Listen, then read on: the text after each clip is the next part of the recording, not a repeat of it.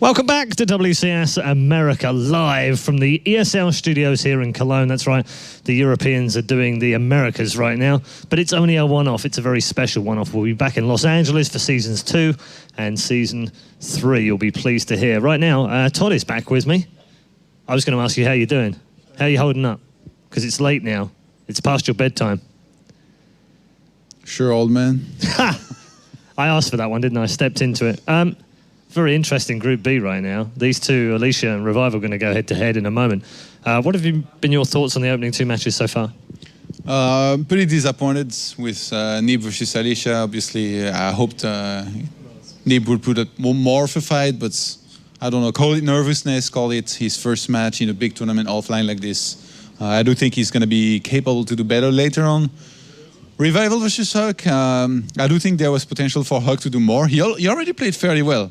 There was a lot of things that he did well, but in the end, just not enough. And Revival was very solid overall. You know, Revival had some very impressive games in Katowice, even though he lost. Yeah, I mean, was it 3-2 to Jack G? Yeah. Yeah, it was a great game if you watched it as well. It was very close. He could have actually won the game. Those Widow Mines, man. Huck needed those Good against the Locusts. He did. We're going to move on to Alicia and versus Revival. Let's just show you the bracket if you have missed any of the games. This is the results so far. It's coming, apparently. Of course, earlier on we saw Nib playing in his first game offline against Alicia, unfortunately going down 2-0. And today I learnt, TIL, I'm actually older than Nib's mum. Revival then take on Huck, with Revival going through to the upper bracket winners final. So it's Alicia versus Revival right now, and Nib versus Huck in the lower. That's not what the North American scene wanted to see. They're going to lose one straight away. I guess, if we're honest, were Revival and Alicia the two favourites in Group B? Yeah, definitely. I think Huck, he had a good showing in round of 32, but Alicia and Revival, they are players that even though they are not the best of the best, they have always been very high up there.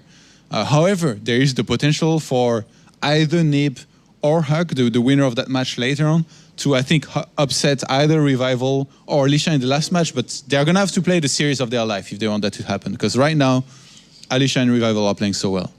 Okay, let's take a look at these two players individually. Head-to-head, Revival right now is 2-1 up in matches, 3-2 overall against... Alicia is head-to-head against Revival, has the edge. Doesn't matter massively right now in terms of where they are.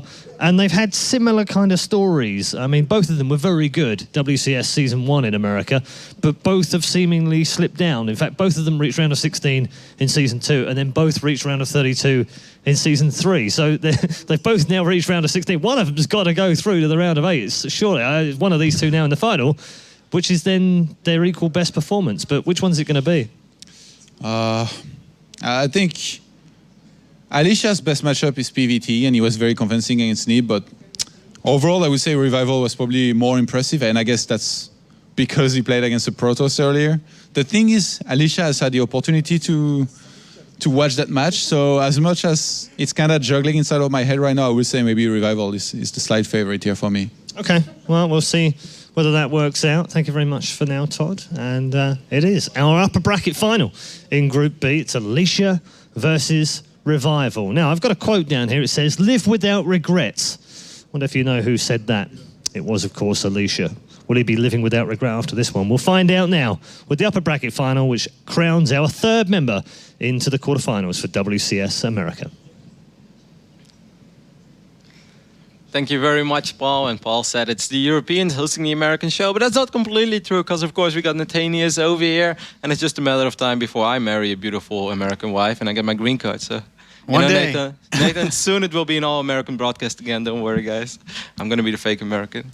Well, for now, we've got two Koreans playing in our upper bracket match to decide who the first player to get out of this group will be, and this is a tough match. I mean, how many times have we seen Oz play Revival? Seriously, I keep thinking back to IM Shanghai whenever I think about these two players. Both of them In the finals, I think they're both pretty damn good. Revival, though, seems to be doing a little bit better recently. Yeah, it's going to be Alicia versus Revival. Though. Oh, wow. I just completely blanked. That's okay, man. Maybe we'll see also versus Revival later on. Maybe just someday. Looking forward. It was just thinking about him from the earlier match because I was just talking to Puck about the Storms. You look like a prophet next week if we actually have also versus Revival. We're going to be like, Nathan, you actually spoke about this last week already. That's how excited you were. Just replay back the recording. Just forget that it happened. It's late. I'm not thinking straight anymore. No, it's going to be really fun. It's obviously been a long day of StarCraft already, but we're having a lot of fun. Hopefully you guys at home are enjoying the show as well. Of course, much love to the ESL peeps for having the tournament over here. It was all on short notice, but I think it came together real well.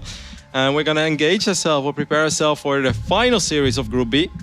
And with final, I don't mean the last, but I mean the winner bracket series between Alicia and Revival. And first and foremost, we see Daedalus Point being vetoed. I'm not in shock, are you? You know, I think the real shock would be if a map like Alterzim Stronghold, or maybe even for this matchup, Yonsu didn't get vetoed.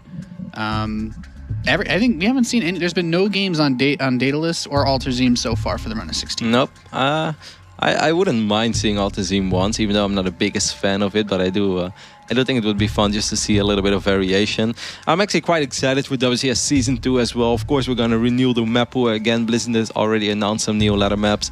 You know, whether the maps are good or bad, and most likely, you know, they'll be quite good. Otherwise, they wouldn't be put into the map pool. But I'm always just happy to see new maps. We see Yangzhou and Altazim being vetoed in the end. So we're going to see Habitation Station, Heavy Rain, and...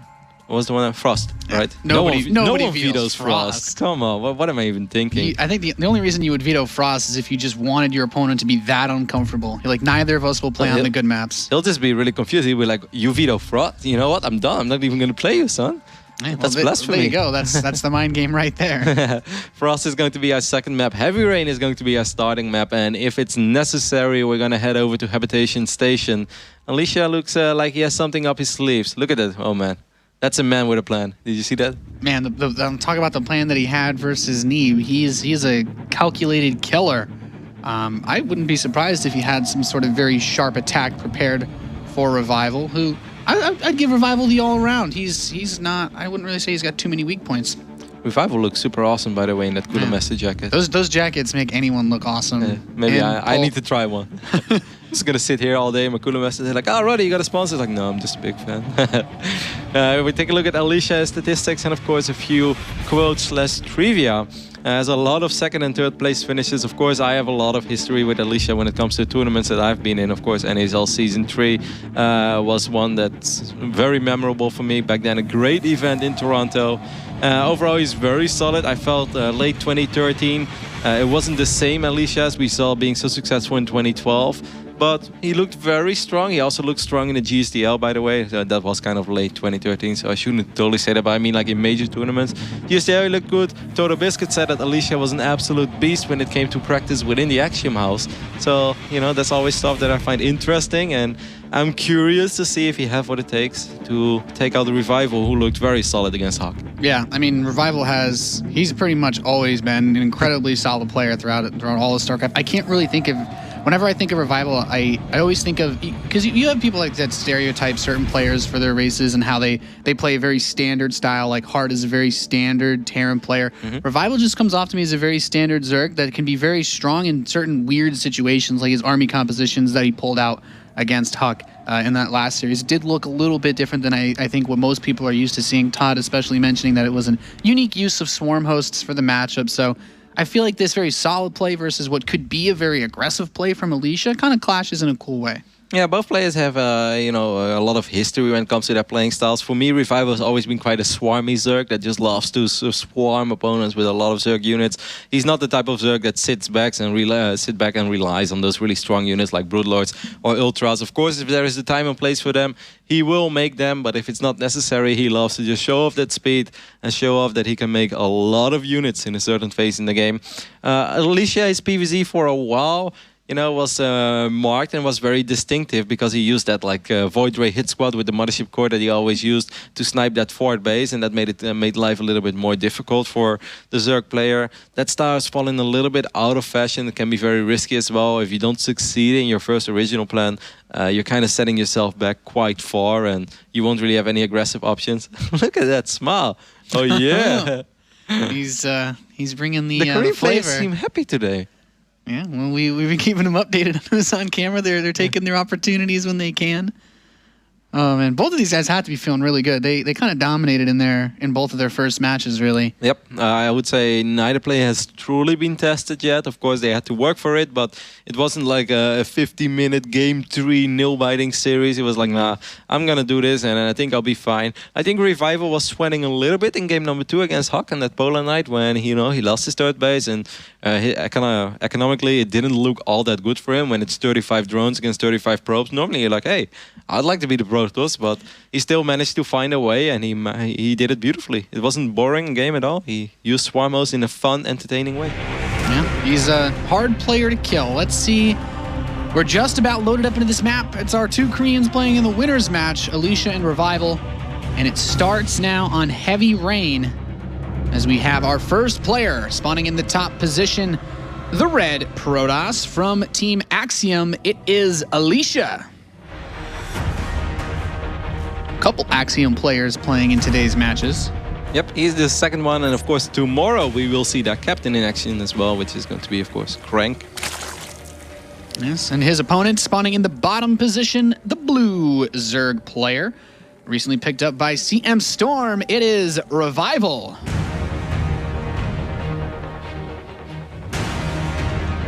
Very strong Zerg. The other player playing for CM Storm, Paul, also former TSL. These guys have all been pretty good moving past that former Korean team that disbanded in 2012. Yeah, and their paths have crossed in so many ways. Like, if I think of Revival, I also always think of Hyun, not just because they were teammates once upon a time, but also because they were the same type of Zerg in 2011, just winning all these small online tournaments. Zotac go for StarCraft 2, Play M, you name it, and Revival and Hyun have won a lot of them. Of course, Violet as well, but Hyun and Revival, I think it was even on Revival's Trio page that he won a record amount of 42, if I recall it correctly, Play M victories. He won a ridiculous amount of Zotacs as well. It's really cool, you know. Just to quote my favorite artist of all time, Drake. Haha, just kidding. But they truly started from the bottom, you know, grinding those small tournaments, and now they're here playing on the big stage. Of course, for a while already. But it's awesome. I think that just shows that anyone can make it if you work hard enough for it. You don't need luck, you don't need to have connections. All you have to do is just make a name through those online tournaments. And, you know, some people might say like, we don't have the same amount of online tournaments these days as we had back in the days. And that's definitely true, but there is still opportunity out there. And I think it's an awesome way to, you know, bust on the scene like that. I remember signing up for Playhems just so I could get beaten into the ground by players like Hyun. I think I lost maybe 3 times. It's such a pleasure. These guys take every opportunity they can to compete and play. And I think Hyun and Pol, I remember seeing in quite a few of those online cups. These guys, they still take all the opportunities that are available to them for sure. A very, very long time ago, when I was a small little young Roddy, it was like 2003, I signed up for a Go for Warcraft 3. And I met this guy called Arma Team Letut. And he was already quite known, and I wasn't. And I played him on 2 Rivers, a very nostalgic Warcraft 3 map. And then he beat me, and I asked him, I was like, hey, what do you think I can do to get better? He's like, hey, you expect me to have some magic words and that you can just get better? So even in 2003, Todd was already Todd. Well, I think that kind of speaks for itself. So far this game, though, we have pretty standard openers from both of our players. Nothing really crazy from either of them. It looks like Revival could try to squeeze out his third base any moment now, since he hasn't taken any gas just yet. Alicia, though, looking at just him, because we haven't seen him play against a Zerg yet in the round of 16. What kind of play do you think we might see out of him? We saw Puck already kind of play around with some Stargate play. We've seen some robotics facility play, and then just the heavy gateway base play, of course, that Huck is known for. But what exactly will Alicia do? How tricky can he be? If you asked me 5 months ago, I definitely would have said Void Ray heavy style. These days, I'm not too sure what we are going to see. If you ask, I still think a Stargate would be a very viable opening, while we have 2 slow Zerglings being a little annoying in the natural, forcing Alicia to micro those probes around a little bit. But he'll be fine, he doesn't lose any of them. Where's that Mothership Core? He doesn't have one, wow. He went straight for the Sentry, which is, I feel like that's a bit interesting since his wall's not done. It wouldn't be able to defend any sort of crazy early Zergling attack. He did scout, of course, and he saw there was no extracted just yet, so he can already say, like, at least up to this and this phase in the game, I will be safe. What I always do is like 40 seconds, it's like, I think 44 to mine 100 gas, and then speed is obviously 110 seconds, so you can kind of do the math yourself. on the clock. Of course, Yeah. you make a few mistakes and then suddenly there are like 50 speed links. And you're like, wait, okay, now I see where it went wrong. But this is probably what Alicia did. He's like, all right, I know I'll be safe at least to 610, 615. Even if you drop that extractor right where my probe left, I'll still be safe up to that phase in the game. And it will actually be safe much longer, as we see just now the extractors are going down. Yeah, this is a pretty reasonable gas timing. Not the earliest for sure, but he's still droning up quite heavily. He has the third hatchery as well. And we're seeing 2 gas being taken. I don't think there's an Overlord to spot this just yet. Revival has one tucked behind the natural. But these 2 gases, the Forge, make me feel like this won't just be something like a +1. Maybe he's going to move into a bit further tech. With this many sentries, do you think he goes robotics facility? Definitely possible, but it could also still be a Stargate. It's hard to call right now. I do think he's going to move out with his 3-gate. He still doesn't have a mothership core. This is like watching me play, and then people always criticize me, like, where's your mothership core? This is like, I think Alicia is like the only Protoss in the world other than me who doesn't have a mothership core at the 7-minute mark. There we do see that mothership core finally being in production. For instance, you know, it would have been very hard for Revive to do that, but imagine he would have done something slightly similar to what Hyun did early today against Puck. Any sort of crazy roach pressure, which of course would have been hard because his gas was very late, but something like that would have been hard to deal with for Alicia. He actually goes up to 3 bases at 7-minute 40-second mark. This is a little similar to how San likes to play PvZ. I know that Harstem is a very big fan of that style, but San definitely gets his mothership core a lot quicker. Yeah, this is pretty interesting. He's going for crazy fast blink, which opens the door for a very fast +2 attack. And Revival, he's getting Zergling speed, he's getting Roach speed, he's still playing about, I feel like, his standard as you really can for this point in the game. Hasn't put out a crazy amount of units, throws a Zergling at the natural, doesn't really see too much. I like this sentry poke out. He doesn't seem to have too much committed. He doesn't have a pylon, but maybe he just wants to force units. He has the recall, worst comes to worst. Yep, the rocks unfortunately for him are down, so he's going to have to take the long route. By then there will be a few units, just enough again, while we already see drones in production. Revival's not worried about this at all. He's like, I saw your third base, I do not think it's a fake. It's not like you have 7 gateways hidden from me. So with my very few roaches, but just enough, I'll be more than fine. And I wouldn't be surprised at all to see Swarmos in the production type almost immediately, because I think it would be hard for Revival to make anything else work against the style that Alicia has shown us so far. This is a very solid Protoss style. If I play like this, I'm always very paranoid about Mutalisk. But of course, with all the sentries, you should be able to scout that. But even when I play like this, then even if I scout it, I'm still freaking out. Like, how am I going to deal with this? I think Alicia is capable of defending that when he has Blink and enough gates and +2. So Revival is not going to take that chance, and he's just going to go into Swarmos almost immediately. And, you know, some people might say like, oh, it's another Swarmos PvZ. We actually haven't seen a single game like this. So you know what, Nathan? Yeah. Give me that cheeseburger. I'm ready for it. All right, well, you know, I had to say, almost immediately, sometimes people say you should keep Swarm hosts. This is where the game gets dragged out and get really ugly. But Revival played pretty aggressively with his Swarm hosts. He was very mobile with them, utilizing, as we still see, a good number of roaches. Still at the roach speed. The question is, how many Swarm hosts will he make? He has 3, adding 6. Does he go over that 10 mark that we were looking at from the last game? I think this is a very different style though, but look at this, the Spire is going down. Now first comes to first, Revival's going to make sure he doesn't die to this push, which he shouldn't, but don't underestimate a player like Alicia when he's able to warp in 9 stalkers at a time and has force fields. But I think what the Revival wants to do is force out a double robo. Time warp going down on top of these roaches, that's a nice little pick-off. Of course, Alicia shouldn't overcommit, but getting a couple of roaches for free, nothing wrong at all. What I think he hopes for is a double robo, and then he's going to transition into Mutalisk. That's kind of what I'm feeling right now, but I could be wrong. I mean, if he can force the response to the Swarm host, it would be pretty nice. Alicia's still going crazy with the Stalkers. His supply is not that high though, it's only 111, which is not much at all. Yeah, maybe he wants to force field away the Locust path. There's not too much to block off. He's already he's going to lock in at least these roaches. There's still Locusts in here dealing quite a bit of damage. Wow. They deal way more damage than the roaches in the straight up engagements, but... Fakta pointing out something that was very important. The worker count is actually way lower than I thought it was. I still don't think that the third base was a complete fake, but with only 48 probes, this is a bigger of a commitment from Alicia than I thought it was. This also means that the army supply is a lot closer than the real supply subjects. 63 against 89. I still think Revival should be fine, because there's not a crazy amount of DPS in this Protoss army. Yeah, I'm almost surprised he didn't just try to take out the third hatchery. He's just straight up fighting Locust, which is quite tough. Even though he has a couple of Stalkers in the main base of Revival, How long can he push through this? Is there even an observer with this force to help clean up those swarm hosts? There is an observer above that's talk about. A lot of stocks going in main right now. That's actually kind of a cute move. Of course, he still has the mothership core there as well. So if things get very dicey, I want to say he can recall, but he cannot because he doesn't have any energy. You know, it's funny because it looked scary, but for some reason, this is just really hard to pull off against swarm host. Yeah, it's really just a matter of all Revival has to do is not actually die, and due to the just how significant the commitment is, the Locust will eventually kill him if he doesn't have enough to overpower everything in one fell swoop. The macros slipped a little bit from Alicia as well. He had 1,000 minerals. He had a lot of minerals during that entire push. So I felt despite him maybe not necessarily wanting to macro and really wanting to do a lot of damage / kill the game, if you have the extra minerals, you might as well build those probes. There's only a certain amount of stocks you can make anyways because he had plenty of minerals, just didn't have that much gas. And he's still trying to be aggressive with the stalkers in this third base area. He doesn't have really many drones mining there anymore.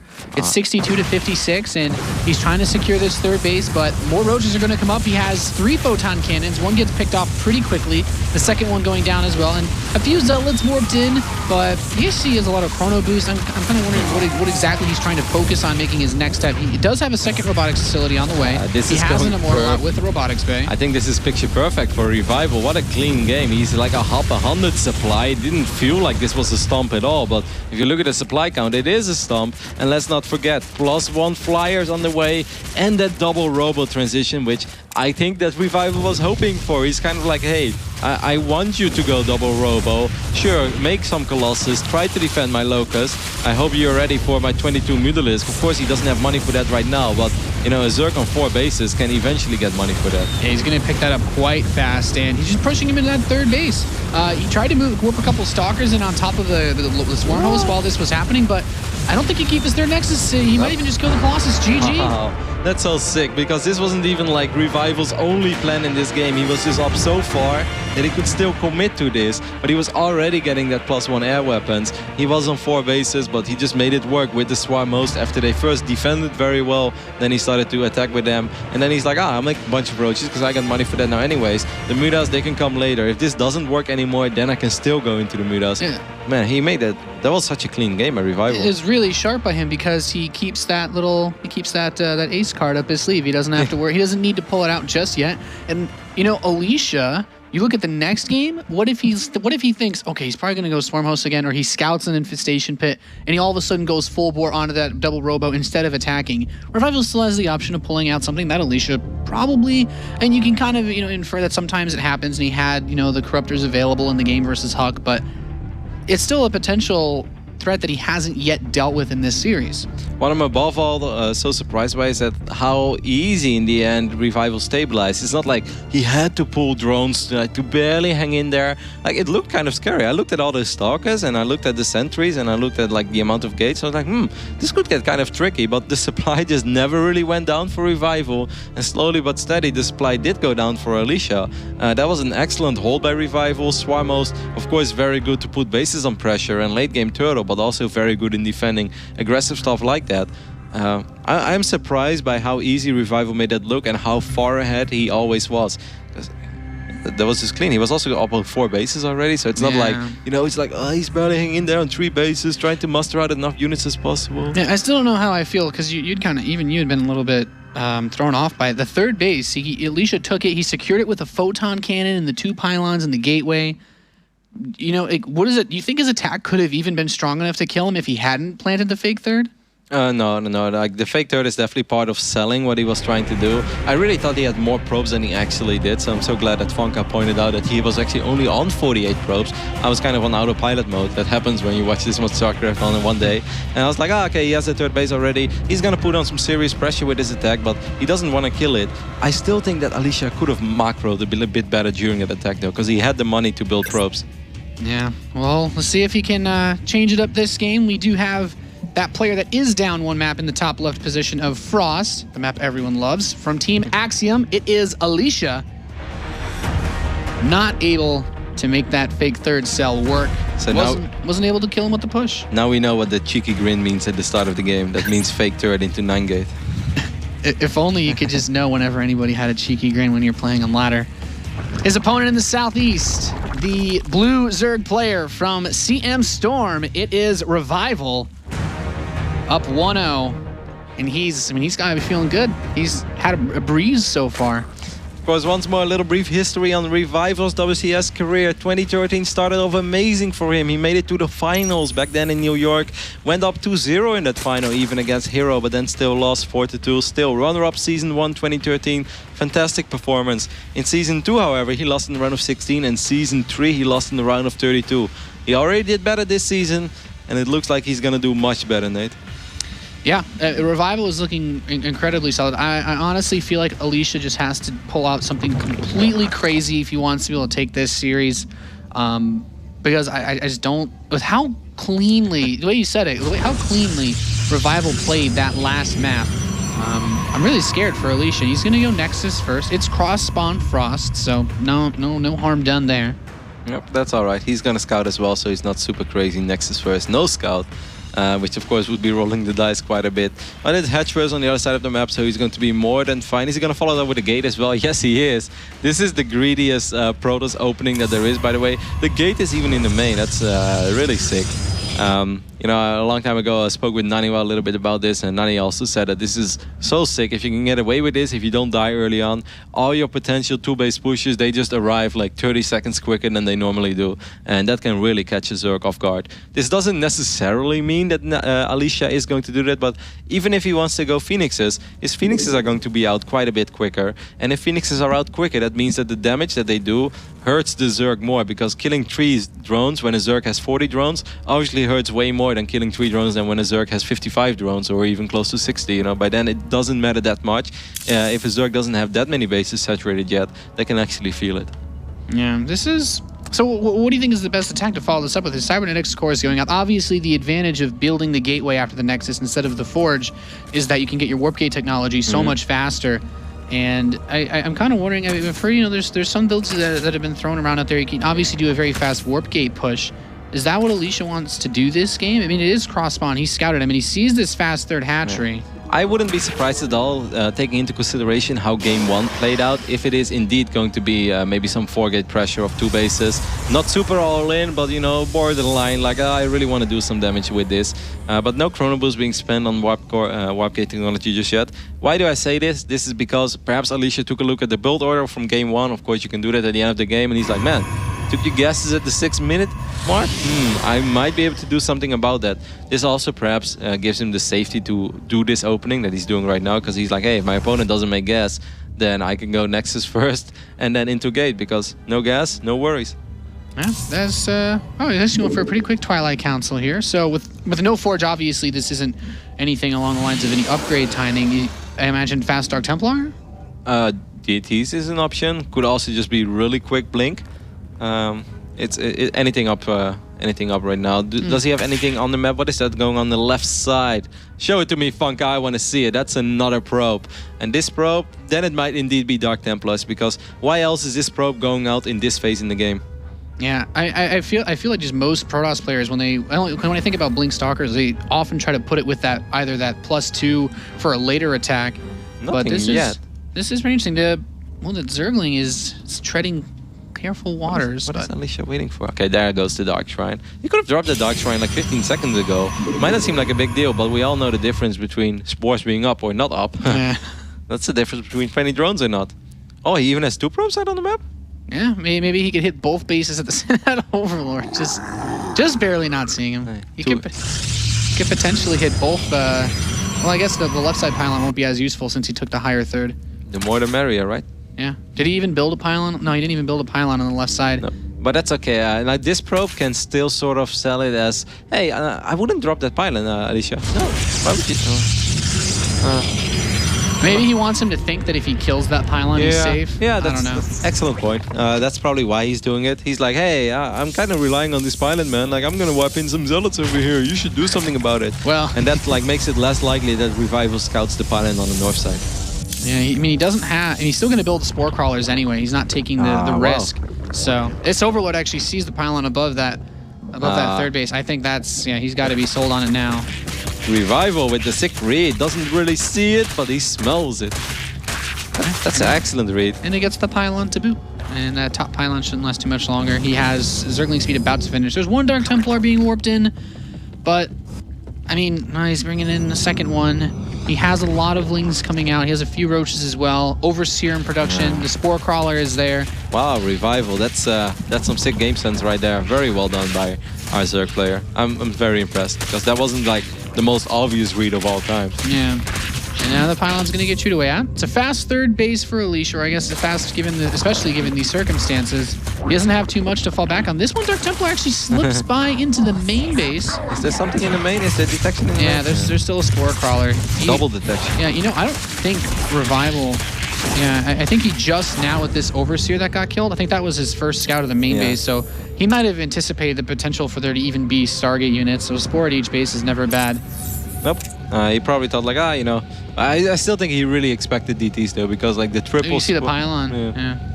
I mean, against the Phoenix opening, if you're not worried about those pylons, then you wouldn't, or like the other way around. It's getting very confusing right now. But anyway, I really think that he expected this somehow, some way, that he felt it was coming, and he made the right read. It's not the end of the world for Alicia just yet, but if you take a look at the supply right now, he's already down 30-40 supply, and I always think that a big Roach counterattack is very scary after a failed DT opening, but because of course, you don't have a Void Ray, you don't have an Immortal, so you're gonna have to defend with gateway units against a bunch of Roaches, and that's never easy. No, certainly not. The Infestation Pit's still going to be placed. He's getting the Tunneling Claws to the Roaches and Burrow at the same time. He's keeping a lot of options on the table, that's for sure. Now moving across with some of those Roaches. His Roach speed was done a little while ago, and with this many Zerglings... I think it's very smart that he's getting Tunneling Claws as well. First Immortal is on the way. That is the first Immortal, correct? Yes, it is the first Immortal. So this can be very tough for Alicia to deal with. If you take a look at army supply right now, you can see it's 80 against 38. Ouch. That's... this is going to be very tough. Just Force alone is not going to be enough because Tunneling Claws will be ready in the near future as well. Time Warp is good though. I would love to see a Photon Overcharge as well. He could definitely use the DPS of a Photon Overcharge. He doesn't have energy for it. No, he does not. Just barely shy 13 energy. The Roach is being held back by the Forces and the Time Warp, but like you said, there's not really too much to kill the Roaches with. Blinks forward, takes a couple of shots, and I mean, he still got the third base around. He didn't lose many probes, if any. That's actually an excellent hold there by Alicia. I like it. But now here comes the next stage. The Swarm Hosts are going to come into play. 4 of them are on the way. The Enduring Locust upgrade will be done pretty soon as well. He's just got that started up now. And so we'll look at the fault for Alicia. +2 charge in Immortals. Obviously not bad versus the Roaches, but how much does this really help him versus Swarm Host? Yeah, that's what I really like as well. Like, if you are Alicia, you know, hey, I'm gonna have to make Immortals because if I'm gonna face a Roach Max in the near future, just Gateway units alone are going to make my life a nightmare. So I really need some Immortals. First Immortal is out, I think second Immortal is out as well. And those Immortals are absolutely useless against Swarm Host play, at least in an aggressive manner. They will never be truly useless because there are still a lot of Roaches out on the map. But that makes a lot of sense as well. It always feels like Revival he has something else ready. Like, it's never what he's sending at you. He always has another plan, and that's what makes it so interesting to watch, because I feel like these Swarm Hosts are going to make his day rough, and I'm almost waiting for the Spire to be his answer to building Swarm Hosts. Oh, there it is. Spire is indeed going down. It's not a double robo just yet, and I really like the addition of Charge that Alicia is going for. Charge is like one of the most effective ways for a Protoss player to harass against Zerg. Frost is also a big map, so it's relatively easy to get a pylon up here and there. Second robo is indeed going down. Nate, you said it, he didn't truly have to reveal his hand in the first game. Perhaps in the second game, Revival will be able to play out that, hey, I want you to go double robo so I can go Mutalisk later on. But I must say, in the first game, he was in a better position, though, because of that failed attack by Alicia. Yeah, I don't think Alicia's anywhere near the position that he was, obviously, in the first game. But it's just so cool, like this, the way that Revival has had this whole game planned out. He's been so calm with everything, and he always has he's had this next step for each stage of the game prepared. And these Locusts are going to make things difficult, but I kind of wonder how much damage he needs to do to Alicia before switching into something like Mutalisk wins in the game. And he actually just comes up with the Roaches from behind. He's trying to trade everything away that he can. He wants to make Alicia scared, I think, and lose as many units as possible, so you make sure to reproduce those expensive units as soon as possible, because, hey, there are still Swarm Hosts and stuff. A couple of Dark This is so smart, by the way. The Overseer was out of position. Wait, he just got all of this. All the Swarm Hosts are dead. Wow. Those are some ninja DTs. How many kills do those DTs have? I don't even know. All I know is all of the swarm hosts are dead. That's actually really nice. How many swarm hosts did we have, Punkta? Can you show the units the last step? That's special. Wow, 10 swarm hosts have died this game. Yeah, get those Dark Templar, the MVP of this game so far. MVP. You know, they always cheer it like in basketball stadiums and stuff, MVP. Now the entire Protoss army is like, MVP to the Dark Templar. He's like, yeah. It's like, man, I just made like 60 points tonight. It's a good day to be a DT. It is a good day to be a Dark Templar. I think they're both dead, but you know what? They they died with honor. They'll come back, though. All the Protoss units do. So Alicia starts moving out. Obviously feels a little more confident after taking out all of those swarm hosts, which, you know, we didn't pay attention to, something that shouldn't have happened either, but the overseer was slightly too far forward. And suddenly we're looking at the position where, hey, you know, there is not 10 swarm hosts anymore. So what do you do right now if you're a revival? Now he's still making a lot of roaches. He's also starting to make corruptors, but, you know, roach corruptor is not truly what you want against a double robo, blink stalker, well-upgraded Protoss army. Yeah, now this is going to get annoying. Blink straight down into this 4th base. Drones, they're all dead.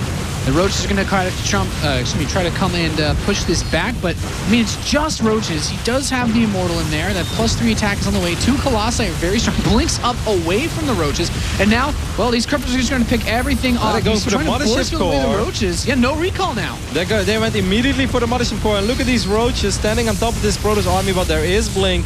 Blink being used right now. Losing those Colossus, though, at least buys time for Alicia. Revival. But still, I mean, I must say I like Alicia's position. Of course, losing those 2 Colossus in the Mothership Core like that is not what he wished for, but take a look at the supply count, 148 against 167. There's no swarm host. There is no massive bank for a big Muta transition. Above all, some drones have fallen. There are pylons, indeed there was a pylon up around the map, a bunch of charge lots. Overall, I think Alicia put himself in a good position, which is pretty hard after, you know, a filled Dark Templar opening, which does absolutely nothing, because that's pretty much what it is. It forced out 3 Spore Crawlers. To find himself in a position that he's in right now, that's remarkable. Yeah, Revival's going to try to squeeze out a few more swarm hosts, but this is tough. This is one of the situations where just getting swarm hosts doesn't automatically make them cost effective, because he had to replace the ones he lost earlier. And a couple Zealots try to run by the south side of the map.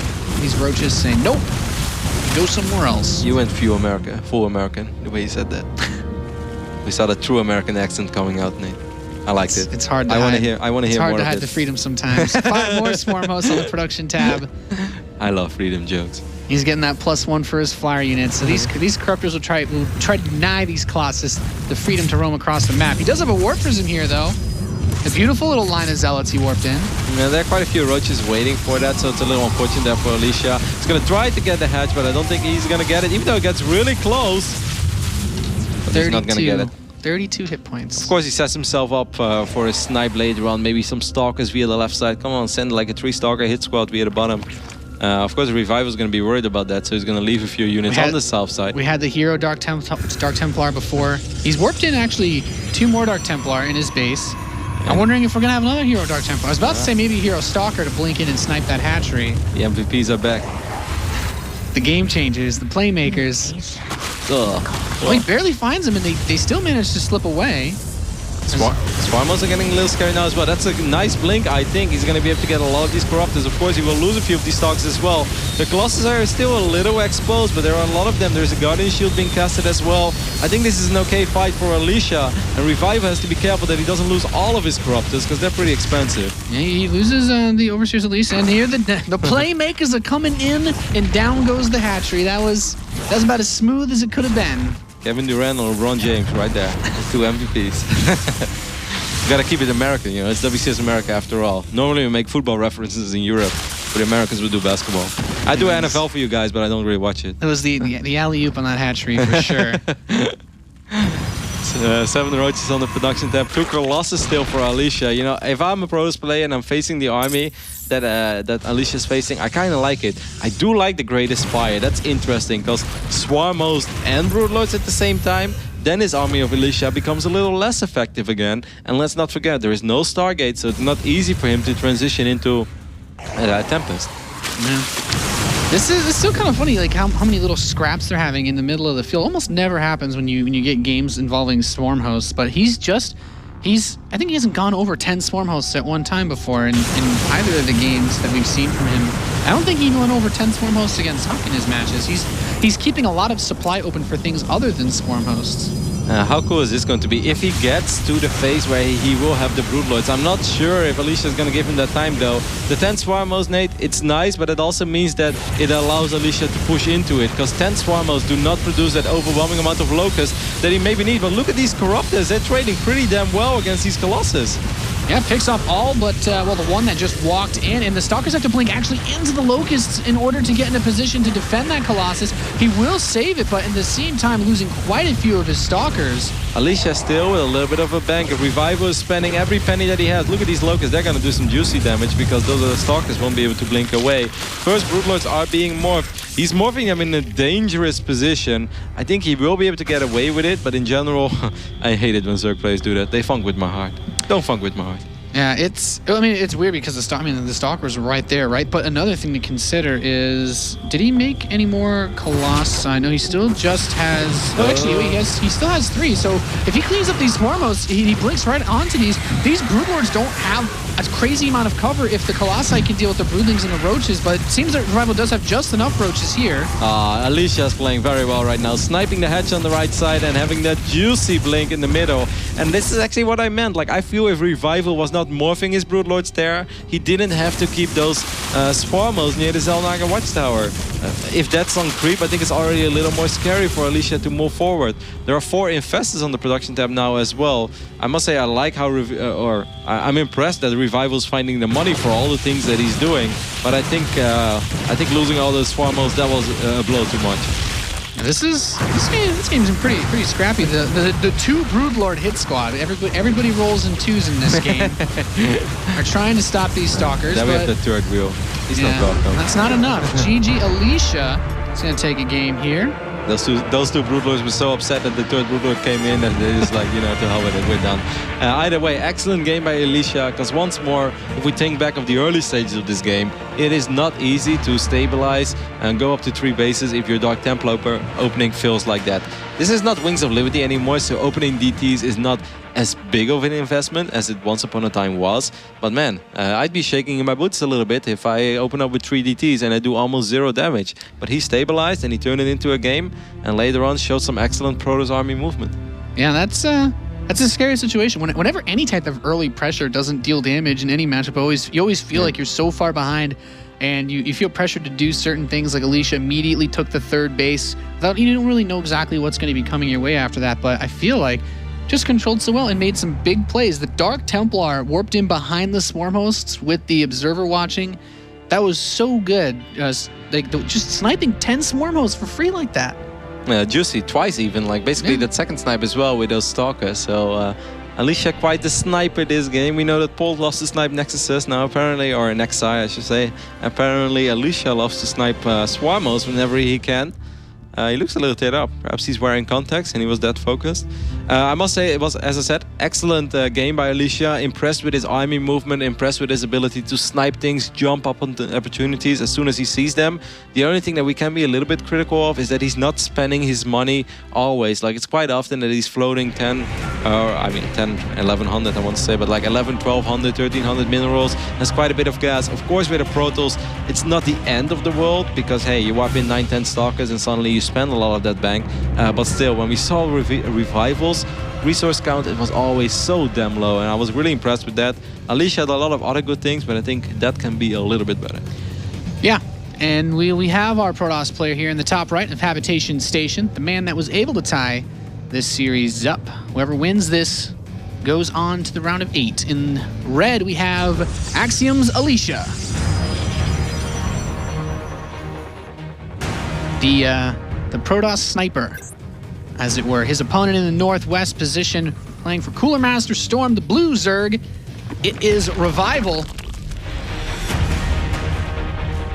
And he still played really solid that last game. It was just a couple of very fancy footwork that was able to really get that game going, or at least the momentum going for Alicia. And we have very fast drones. Of course, you know, this is the most popular map for Proxy 2 racks. But I know no gateways this map. Gate snake. We're not playing Karen over here. There's just something about the map that screams it. Indeed, it's something we see quite often. That also gives us a way that Revival most likely wants to go hatch first. I'd be surprised if he drops the spawning pool after scouting that actively. Of course, this map has a gold base, and it's a base that's been pretty frequently used in this matchup. So we'll see, not just by the Zergs, but lately by Protoss players as well, who can go one gate, fast expand at the gold.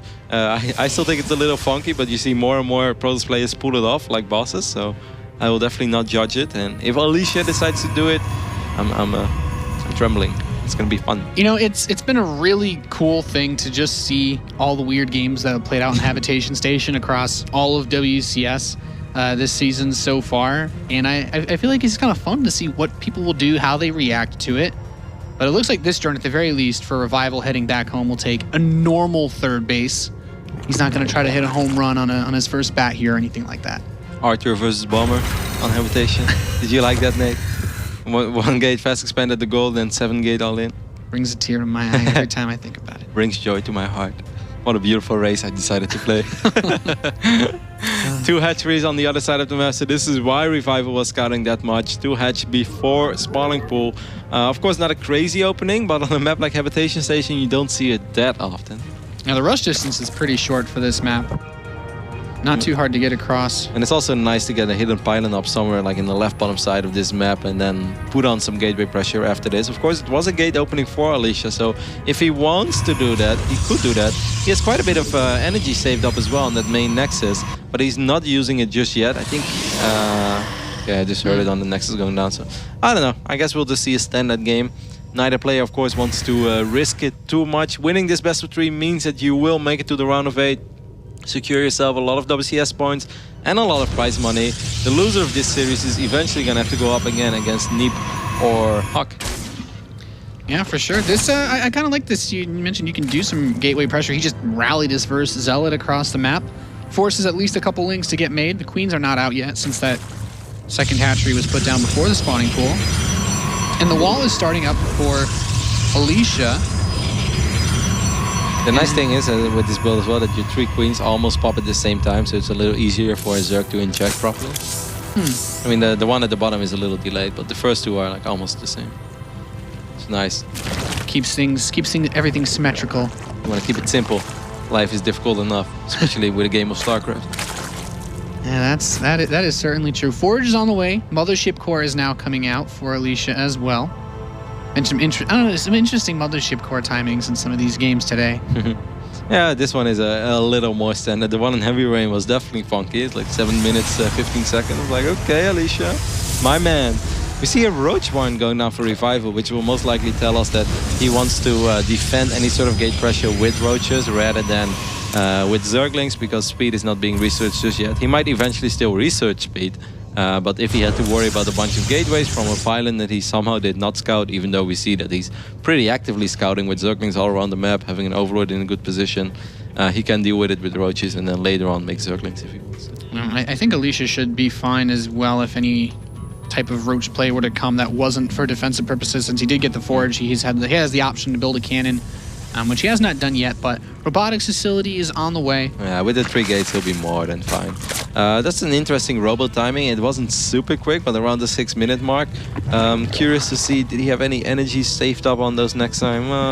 A little bit. I'm curious to see what he's going to chrono start. Okay, here comes that first Immortal. This might be some Soul Train action.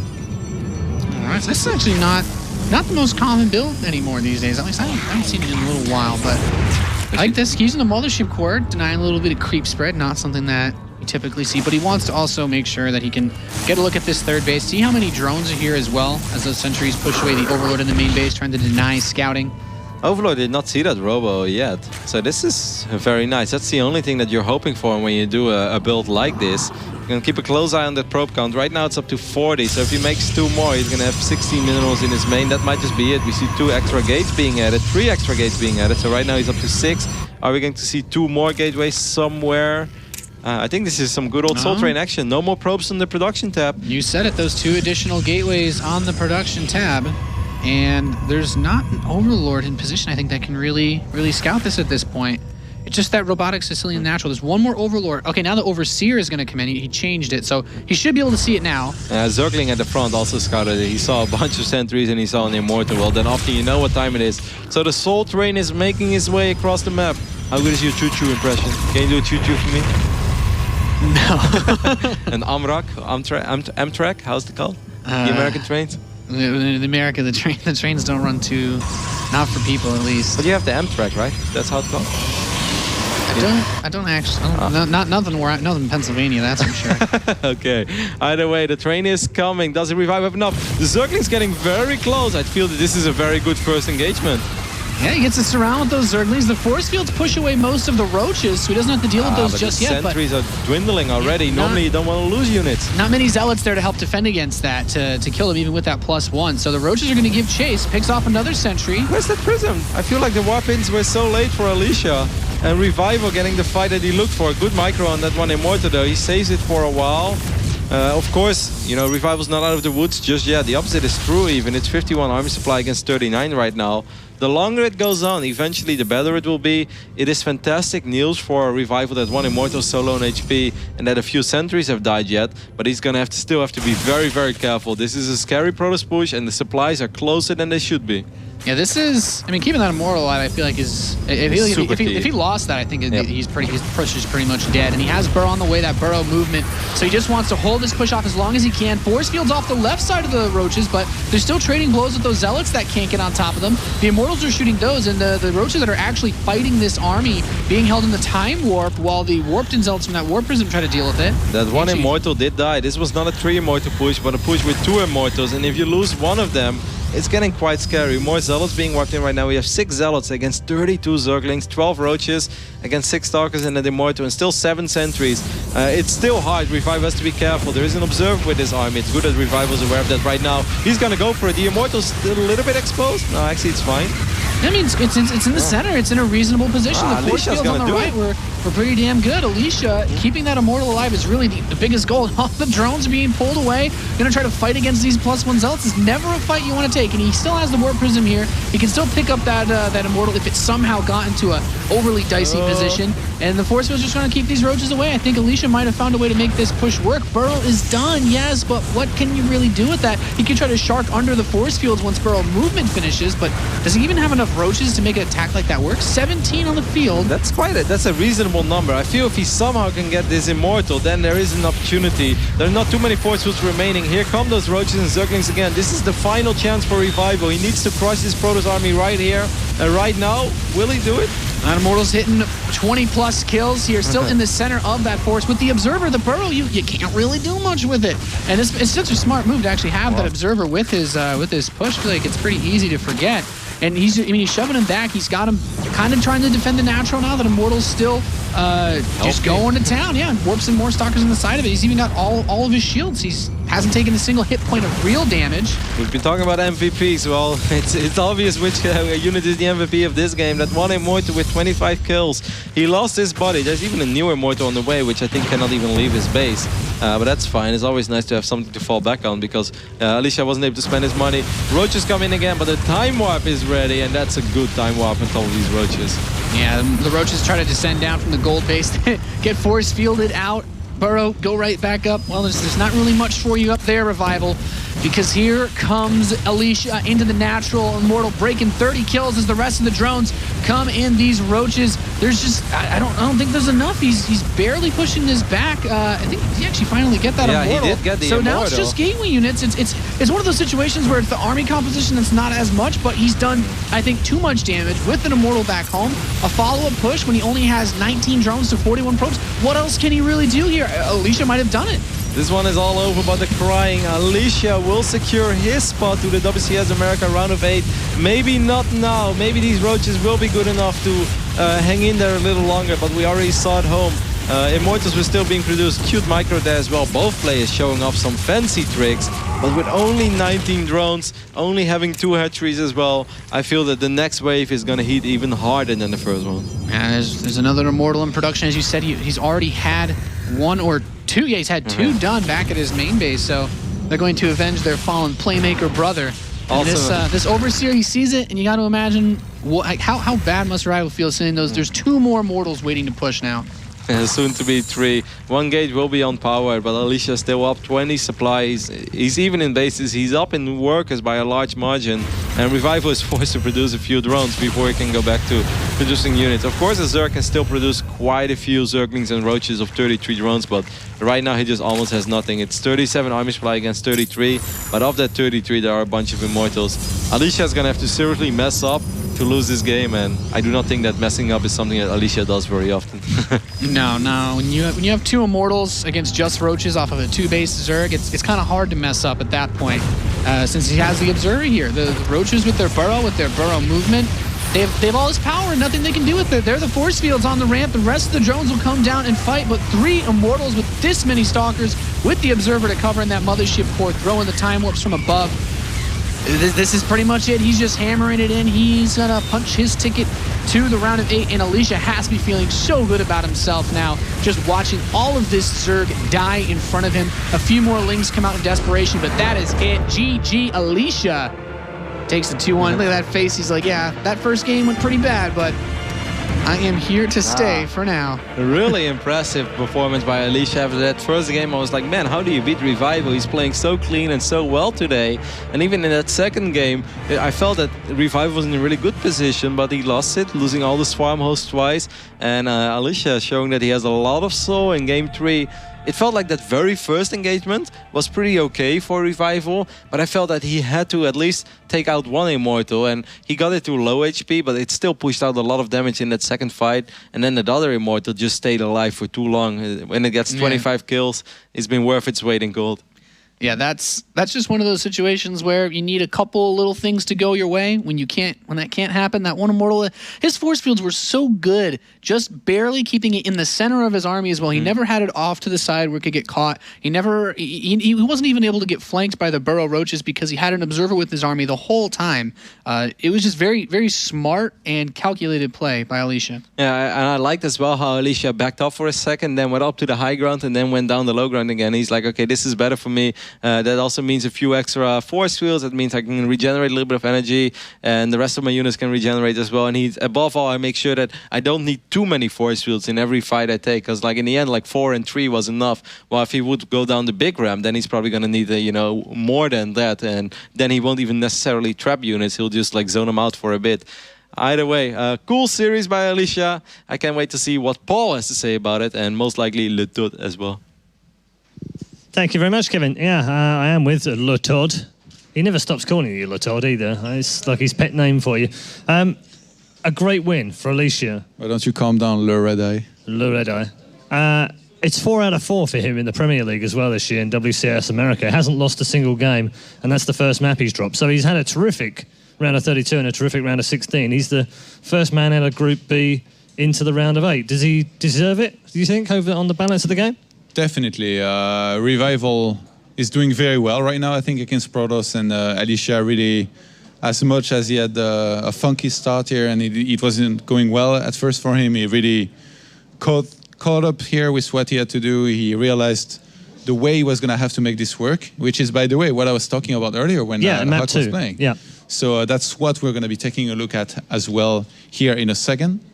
Not sure if the replay is ready yet, but maybe we can jump into the game and see where we're at while we're actually fast forwarding to about we're at the 14th minutes. And at this point, I basically explained earlier how against this composition of a few Swarmos and a lot of Roaches, you need to get a lot of Blink Stalkers, some Colossus, and you don't necessarily need to play very offensively. You can go around and do some counterattacks, but you just basically need to max out. You need to max out with good upgrades, and then you're gonna win the fight, because this is not a Swarmos plus static defense plus Viper composition. This is Swarmos plus Roaches plus Corruptors. This is tier 2 army, I guess you could qualify it off. Not very late tier 3 army. So at this point, Alicia actually overextended. As much as, look, he's on 168 supply against 172. He's almost ahead in army supply. Like if he had waited a little bit more, he would have been ahead on army supply. He's going to overextend here by fighting, by using a time warp instead of recalling. if he had waited until he maxed out, I think he wins the fight and he wins the game. He closes it out. But because of this time warp here, he's going to get chased down. The 2 colossi die. He loses a bunch of stalkers. And I thought this might mean trouble here. But if you look at the supply, it's just a little bit behind. The Swarmhost in cross map are going to have a much harder time than in close position to do any work. So he's getting all his upgrades. You see, he's getting +3, he's remaking Mothership Core immediately, he gets Colossus 2x2, he got the Prism speed, he was doing everything he had to do at this point. And from there, he was just able to close it out with some nice movement all around the map with Colossus, Blink Stalkers. We don't need to relive the replay, I think you all saw it. But just, I wanted to come back to this because I really think this is the way that you need to play to deal with this Swarmhost plus Roach heavy composition with some Corruptors in support. The only thing I have an issue with is you're telling more Protoss how to win more games. I play Protoss. I think we could let you off then. Great play by Alicia as well, especially being a map down. I mean, Revival looked quite good early on, and then to lose that, he's got to be disappointed. But he's got to pick himself up now and start thinking about how he qualifies for the round of 8, because he can still do it. There's still a fantastic opportunity. We're going to have Neeb versus Huck in a minute in a North American derby. Quick thoughts on that before we go to a break? You know, Neeb, he had a difficult start in this group. Now he's going to play against a player he probably has played a lot more often than Alicia in Huck. The thing is, I would say Huck is still the favorite in my opinion, but I just hope we're going to see a nice series out of both of these players. The last two, I guess you could say, North American players in the WCS America. Okay, well, thank you very much, Todd. Nicely broken down as ever, and as you said, we are going to have, hopefully, a terrific series between our next 2 battles, because the last 2 North Americans alive in Group B go head-to-head for the chance to play Revival and then a chance to advance to the round of 8. You're watching WCS America. We'll be right back after this.